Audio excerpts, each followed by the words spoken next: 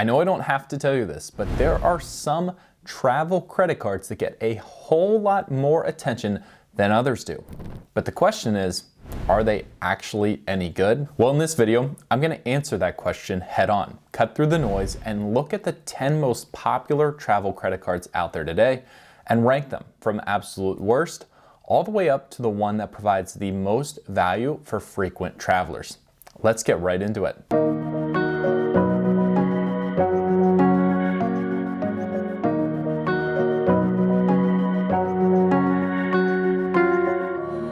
Alright, so before we dive in, let's cover a few ground rules.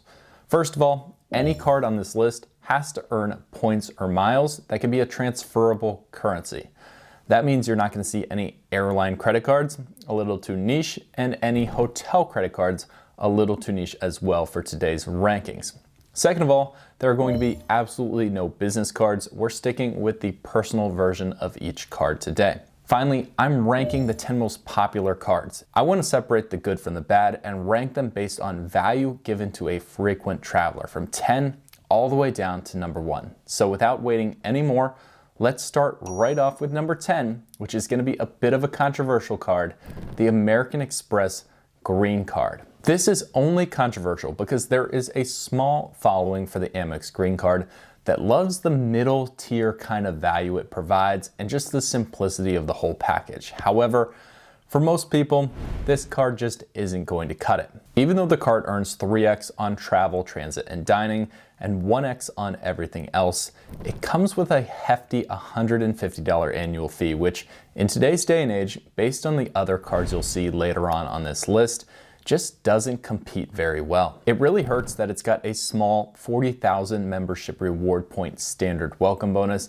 and only offers one real benefit, which is a $199 Clear Plus credit. This card just falls off because you simply can't earn enough points through regular spending or the welcome bonus to make any sort of difference in terms of sustainable travel. If you get the green card, you're gonna be stuck paying a $150 annual fee and probably eventually wonder what for. At number 9 in the rankings is the Wells Fargo Autograph Journey. The Wells Fargo Autograph Journey often goes overlooked. With only a $95 annual fee, it offers a real punch in the areas of hotel and airline bookings, where you can earn 5x on hotels and 4x on airlines booked directly through either of those. You can also get 3x back on restaurants and other travel, as well as 1x back on everything else. The sign-up bonus offers 60,000 points after meeting 4K spending in the first 3 months, and the point value of this card isn't great, but it's not bad with the points guy valuing points at 1.6 cents each. This is not one of the best travel cards overall. Let's get that out of the way.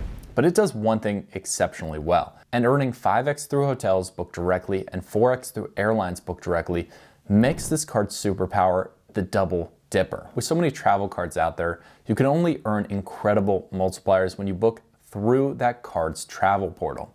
Well, you can come into some real problems not getting the own hotel or airline chain loyalty points credited to your account there, or if you have something happen while you're traveling, now you're rearranging your trip through a third party, which can get really complicated, especially if it's time sensitive. With the Autograph Journey, you won't have to worry about any of that, and you can stack some real points with those multipliers. While the card is relatively new on the scene, I'm excited to see where Wells Fargo takes it from here. And one last thing about Wells Fargo.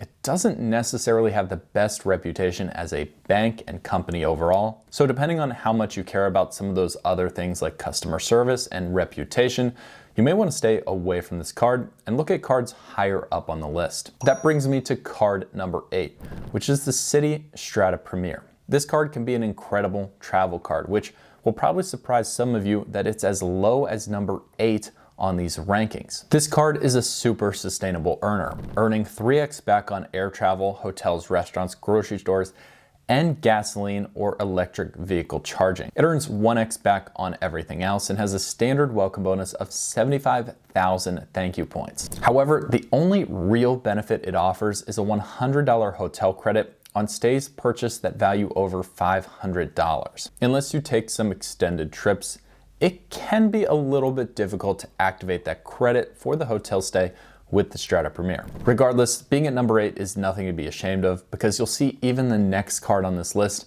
takes things to a whole new level. Coming in at number 7 is the most extreme card on this rankings, and that is the Bank of America Premium Rewards Elite card. This card has a hefty $550 annual fee, and it only earns 2x points on travel and dining and 1.5x points on everything else. So you might be wondering where this card gets its value.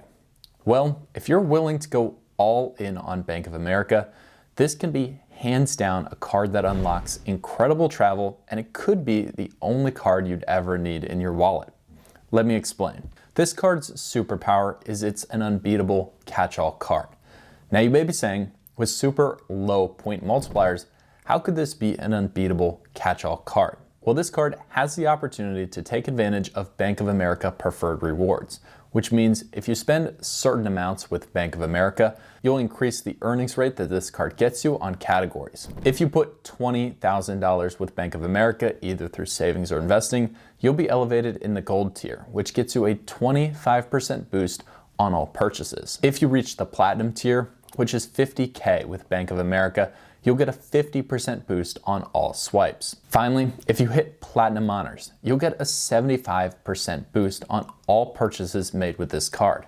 That turns into 3.5x on dining and travel and 2.62x back on every other purchase, making it pretty unbeatable in today's credit card scene. It also offers some real benefits and credits with Priority Pass access, a $300 airline incidental credit, a $150 lifestyle credit, and it throws in a pre-check credit as well. These things can stack quickly, making this card for some select frequent travelers a really incredible value. Moving on up the ladder is a card with a lower annual fee, but if we're just talking about opportunity for beginner travelers, really stands out on this list, and that's the Capital One Venture Rewards. The Venture Rewards has a $95 annual fee, but it stacks up to its more expensive peers by offering a competitive 75,000 mile welcome bonus. You also get 5x miles back on hotels, vacation rentals, and rental cars, as well as 2x miles back on everything else, making this an option for people who are newer in the credit card game as the one card that they could be okay with putting and leaving in their wallet by itself. Now, the one problem with Capital One miles is they're not valued extremely high. The points guy puts them at 1.85 cents per mile, but in my opinion, that's a little generous there. So most of the earnings you get is on the front end with the standard multipliers that the card offers. However, because of the value of the welcome bonus and those continued earnings, even if you're not able to redeem miles for a ton of value, just the welcome bonus alone will cover the annual fee on this card for 7 years before you start going negative. Entering the top 5 on this list is where it starts to get extremely competitive.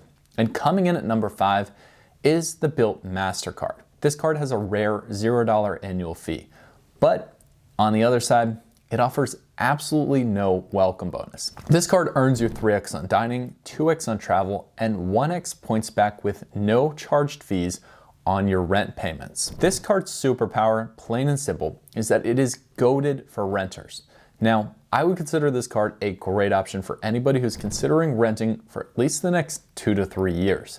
The amount of money you'll spend on rent, especially in today's day and age, is significant, and being able to pay that rent with no transaction fee while earning travel point currency, that can be a real advantage, especially stretched out over time. The Bilt MasterCard also offers the benefit of a really solid lineup of transfer partners. You have a realistic chance of taking your Bilt points and converting them to something very valuable. Now, because this card does one thing and one thing really well, I would never recommend using this card just by itself. But if you're willing to put together a multi-card wallet setup with a $0 annual fee, it's not really gonna hurt you, and it's only gonna provide positive value towards your travel goals. Heading into the top 4 starts off with one of my favorite cards of all time, which is the Chase Sapphire Preferred. With a $95 annual fee and a standard welcome bonus of 60,000 points, this card is known as the single best beginner travel credit card. The only reason it's not number 1 on this list is after a while, the benefits kind of sputter out and you're looking for more ways to earn Chase points and increase your travel opportunities. This card's superpower is ultimate flexibility. Chase points are super valuable across the board. With 60,000 of them to start and the potential to earn more if you're viewing this video at a time when the card has a higher welcome bonus, you could have a huge travel bank to start, and only a $95 annual fee kind of weighing you down on the card. Chase has some of the best transfer partners in the game with airlines like United and Southwest, and of course you get access to the World of Hyatt Rewards program, the most valuable hotel rewards program there. Even if you don't want to transfer points out, every single point you earn gets a 25% boost when used through Chase Travel. And while this card does lack the luxury perks that keep it from moving higher on the list, at least you can take the $95 annual fee and use the $50 hotel credit, which is going to be applied to the first hotel booking that you do through Chase Travel to essentially make this a $45 card. Coming in at number 3 is the Capital One Venture X. You hear about this card constantly. Capital One is almost all in on pushing the Venture X. And in my opinion, they've got a lot right, but it's not perfect either. It's got a $395 annual fee. And the first thing we have to mention is that it does offer a $300 travel credit to take that annual fee and shrink it almost immediately. It does also offer Priority Pass access, Plaza Premium access, and access to just a few of the Capital One lounges that have been built out and opened. You'll get TSA PreCheck credit with this as well, and the highest status rental through Hertz, which is the Hertz President's Circle status. The single superpower that sets the Venture X apart is sustainability. I have no problem recommending this card as the one travel card you get that just stays as the one card in your wallet. You don't have to build out a multi-card setup and rotate through different cards that could get confusing with points they earn, increasing annual fees, and taking advantage of different credits. The Venture X, it keeps it pretty simple and straightforward, but with 2x earnings minimum on every purchase, you could swipe it and continue to keep the points coming in while not having to worry about any of that other stuff. I know very few people who have ever gotten the Venture X that either get rid of it or have a bad experience. That being said, in terms of benefits and value for the frequent traveler, it doesn't quite catch up to card number 2 on this list, which is the Chase Sapphire Reserve. The Sapphire Reserve comes in at a $550 annual fee. It earns you 10x points on hotels and car rentals booked through Chase Travel, 5x points on flights booked through Chase Travel, 3x points on all other travel and dining, and then 1x on everything else. It does come with the most easily redeemable travel credit though, at a $300 credit that is credited towards any purchase categorized as travel. You'll also get TSA PreCheck as well as some quality lounge access too. The superpower on this card though is point multiplication. If you're in the Chase ecosystem, you can earn a ton of credit card points. You're gonna have to get some of the Freedom cards and add the Chase Sapphire as well, but you'll be able to keep the points flowing in.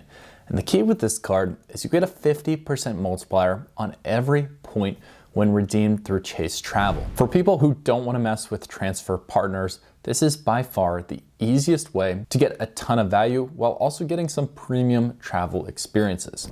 And that brings us to card number 1 on the list, the American Express Platinum card. The Amex Platinum has an astounding $695 annual fee. It earns you 5x points on flights and hotels booked through Amex Travel and 1x back on everything else. It can have some crazy welcome bonuses, and I've seen up to 175,000 points for targeted offers out there. This card offers simply unparalleled benefits for those who travel frequently.